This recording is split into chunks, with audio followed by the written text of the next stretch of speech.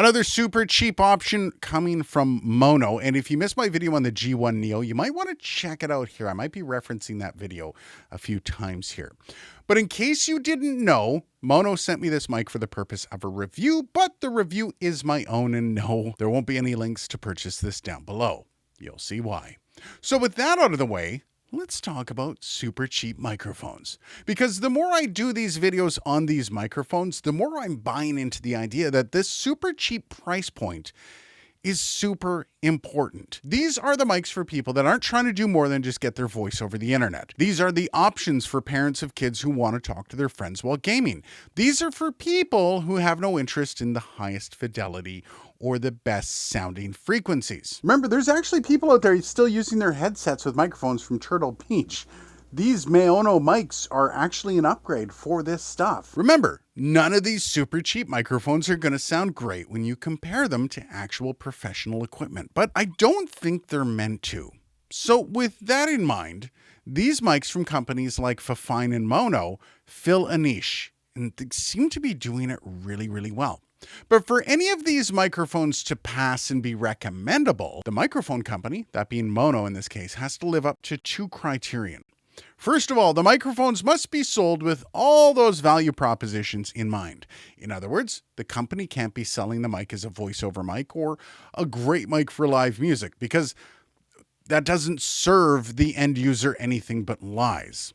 And secondly, the product needs to meet the minimum specifications and operation of what it is, meaning a microphone should be able to work adequately as a microphone, which is a fair request, right? Well, sadly, that's where this microphone failed. But before I give all that away, let's talk about the microphone. I have it on XLR right now, so I don't distract you with all the pretty colors, but we'll get to that in a second. This is the MAONO PD100x, the little and cheaper sibling to the 200x. Now, you may remember that I didn't hate this microphone, the 200x. In fact, I call it one of the best consumer buys since it was listed at $70 and you could get it as low as $55. And that was awesome, and it seemed to be the norm. This thing was always at $55. But something interesting has happened over the past few months. Those sale prices on the PD200X have, for the most part, dried up. And then this thing comes along, priced at $55. Huh. Interesting. I'm no dentist, but that math seems intentional.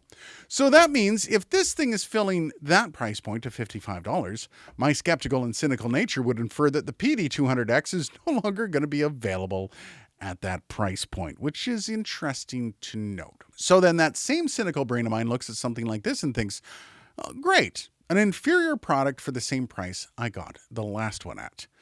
Lucky me. So then let's switch over to the USB and talk about how good is this, the PD100X. Now that we have it on USB, we can show off a few things. Now, from a build quality perspective, on paper, it looks like I kind of prefer the aesthetic. I mean, more RGB, am I right? That said, I'm going to let you argue on the merits of sound quality compared to the 200X because I don't really have much of a stomach for comparing the two. And that's for one specific reason. This microphone has a massive and unforgivable flaw, and it's one of two things causing it. You might notice when I get in close like this, I'm not really talking all that loud, but I am distorted. Okay, so let's actually bring the gain down as low as it can go. Now I'm going to have to be gain matching this in post, so you can actually hear, I'm not really all that loud at the moment. Let's bring it down almost all the way to the bottom. There's very little gain on this microphone, and you'll notice I am distorted as all hell. I'll bring it up to a normal one, and there you go. You can actually hear how badly this microphone is distorting. What do you think it is? Yes, ladies and gentlemen, that is me overloading the capsule. And you can actually hear me when I get a little too close. I'll get a little bit of distortion, a little grossness on my voice there. That's not peaking audio. I'm still sitting at -9 for my levels right now. Now, I can already hear you yelling at the screen, Aiden, you probably got a bad mic. Yeah, and that would suck. So this is either the mic working exactly as planned, or their QA is so bad that they sent it to me despite this flaw. And I'm going to hazard a guess that it's the first one. I think we're just finding out exactly where that line between cheap and crap meets. It's right about here. Oh, wow.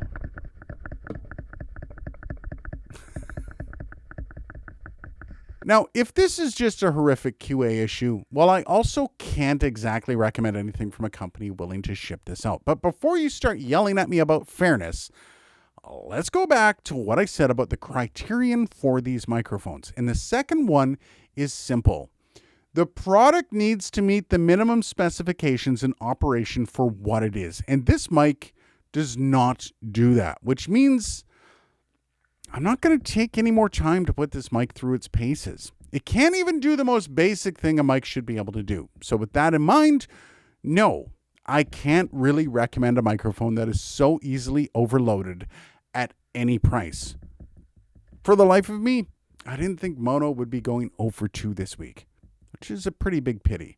Let me know what you think, though, down below. I do like the purple, though. Like, I really like... Is this pink or is it purple? I think it's pink. I like the pink. I'm going to say it. Actually, maybe I shouldn't say it like that.